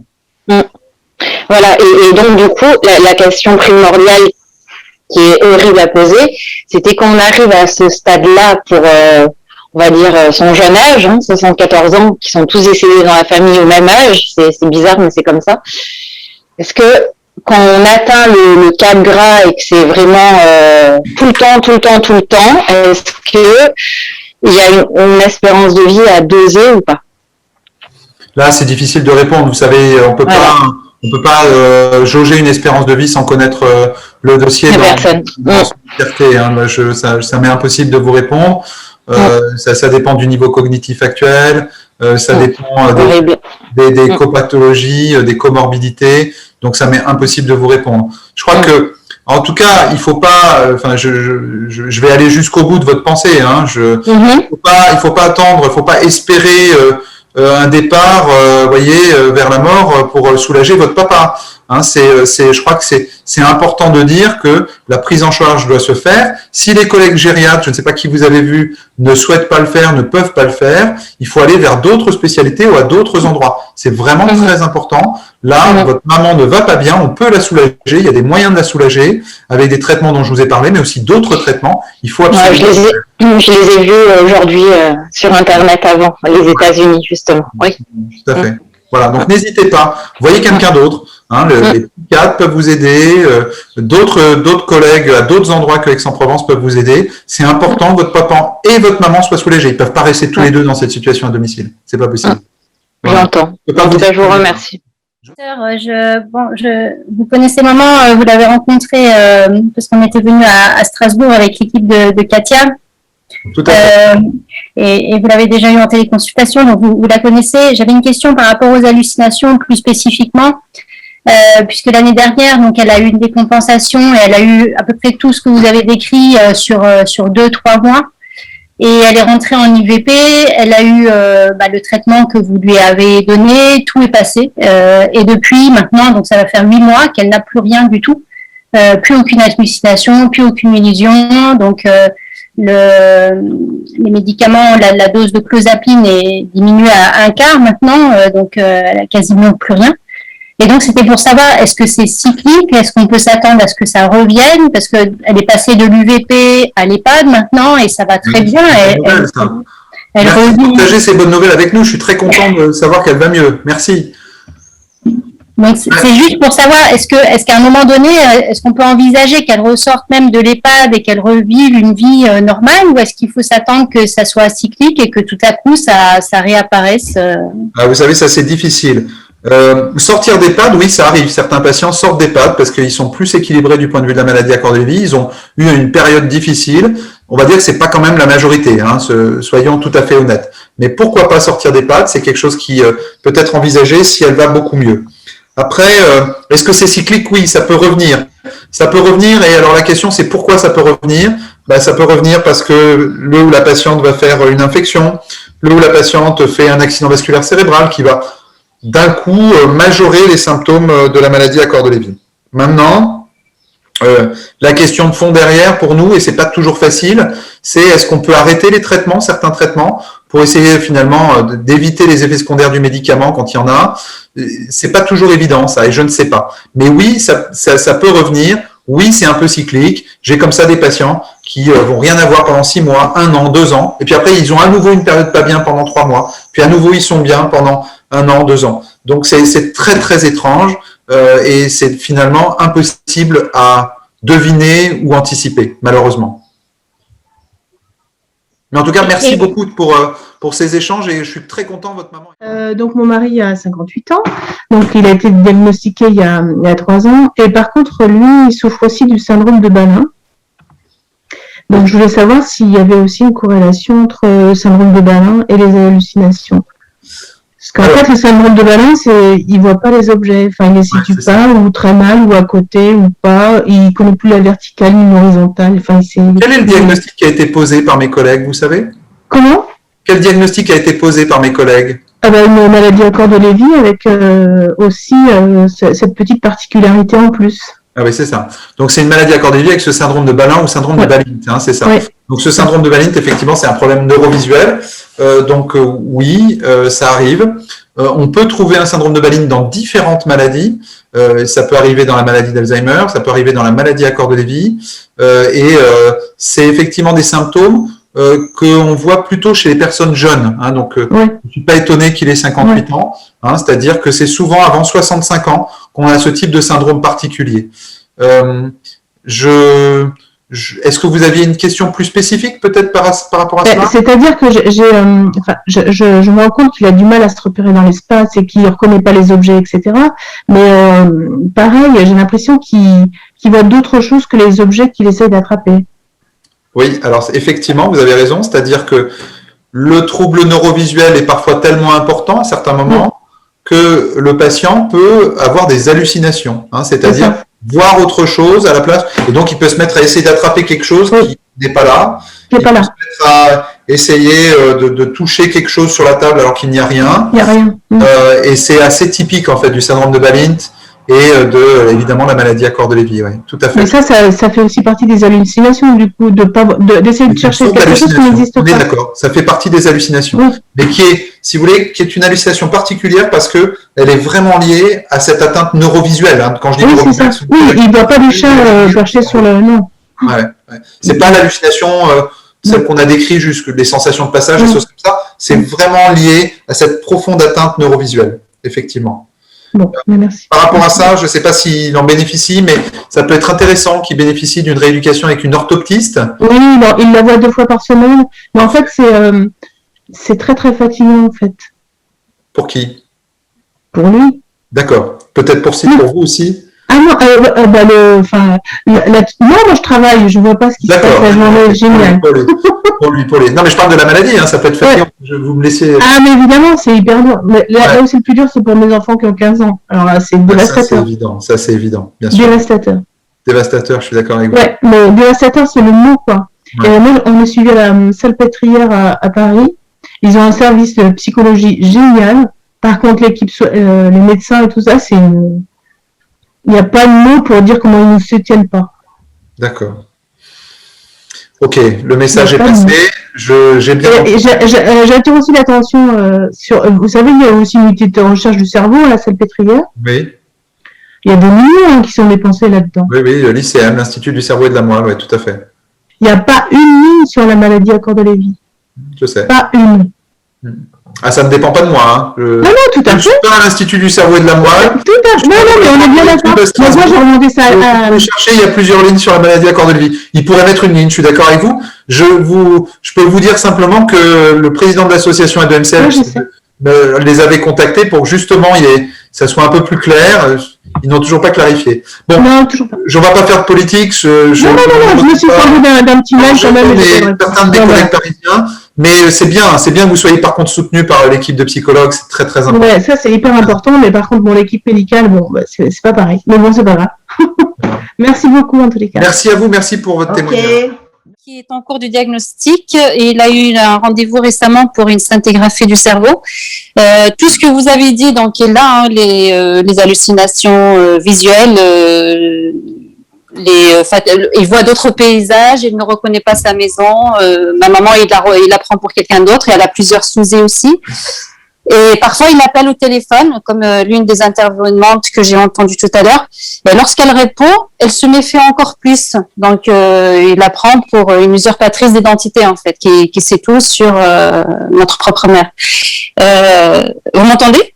Je vous entends parfaitement, j'écoute. Oui. Donc, ma question, mes parents ont beaucoup d'enfants, mais malheureusement, ils sont tous seuls en Bretagne. Et moi, je suis sur Bordeaux. J'ai des frères et sœurs en Normandie, en Champagne-Ardenne, sur Paris, Suisse, etc., mais pas en Bretagne. Donc, on envisage de Bretagne. Personne ne veut déménager en Bretagne? Malheureusement, non. On a tous nos vies, nos métiers, c'est compliqué. Et là, ça devient très compliqué, surtout pour ma maman, qui est du coup toute seule et souvent, elle a du mal à le gérer. Elle a du mal aussi à aller dans son sens quand il ne reconnaît pas les lieux ou autre. Donc, et souvent, il dort très mal aussi. Parfois, il ne dort pas pendant 3 jours.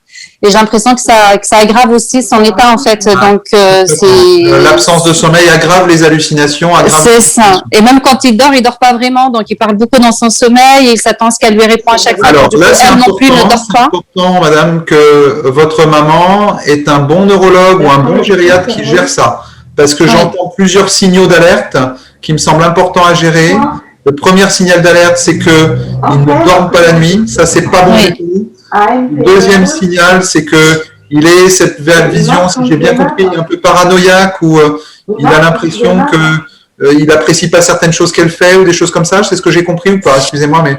C'est même pas vrai, c'est pas vraiment ça, en fait. C'est surtout, il la prend pour quelqu'un d'autre et des fois même pour sa grand-mère qui est décédée depuis longtemps, parfois pour son ex-belle-mère qui est décédée aussi depuis longtemps. Est-ce qu'il est agressif ou pas? Non, il n'a pas du tout un caractère agressif. Donc, heureusement, il n'a jamais été agressif. Je pense que ça ressort aussi là maintenant. Et souvent, il nous appelle donc pour être sûr que c'est bien elle. Et parfois, quand on lui dit oui, que c'est bien notre mère, et il ne croit pas en fait. Il dit qu'on voit pas lui ce qu'il lui voit. Ouais. Et c'est compliqué aussi de le faire suivre par un psychologue parce qu'il ne parle pas la langue. Et même par un orthophoniste ou autre, c'est très compliqué. C'est très compliqué de l'occuper aussi parce que comme la télé aussi, il ne peut plus regarder la télé parce qu'il a l'impression qu'on a des gens dans le salon. Quand il y a le président qui parle, il croit qu'il est avec lui dans le salon. J'ai bien compris. Écoutez, je pense que ce qui me paraît très important, c'est qu'il ne dort pas, il a l'impression qu'il y a du monde dans le salon, il est convaincu qu'il y a du monde, il a des hallucinations. Je pense que c'est très important qu'il voit. Est-ce qu'il a un suivi par un neurologue, par un gériatre, par un psychiatre? Un psychiatre, je vous l'ai dit, donc comme il ne parle pas la langue, c'est compliqué. Donc, Oui, c'est pas de grave. se faire, je sais pas si c'est possible. Est-ce qu'il a un Un neurologue? neurologue, oui, il a un neurologue qui le suit, oui. Bon, alors là, il faut revoir le neurologue pour qu'il réadapte le traitement. Ben, il n'a pas de traitement particulier, en fait, parce qu'au départ, il a prescrit un traitement, mais il réagit très mal au traitement, donc du coup, il a été décidé de l'arrêter. Oui, mais ça n'empêche pas, il y a d'autres traitements. Vous voyez ce que je veux dire? Oui, j'ai noté tout ce que vous avez listé tout à l'heure, oui. Il faut absolument qu'il revoie ce neurologue pour qu'il y ait une réadaptation du traitement. Hein, il y a des moyens de diminuer ces phénomènes. C'est important pour lui et c'est important pour votre maman, surtout que vous êtes éloignés. Il n'y a pas de solution pour l'instant. Donc, c'est vraiment important que tous les deux puissent vivre tout ça un peu plus sereinement parce que là, leur qualité de vie a trop diminué. Non, là, ça devient compliqué, oui. Donc, ma question surtout, c'était de savoir si le déménage, parce qu'on envisage quand même de les faire déménager du coup en Champagne-Ardenne, s'il déménage, est-ce que ça risque d'accentuer ou d'aggraver son état et ses hallucinations?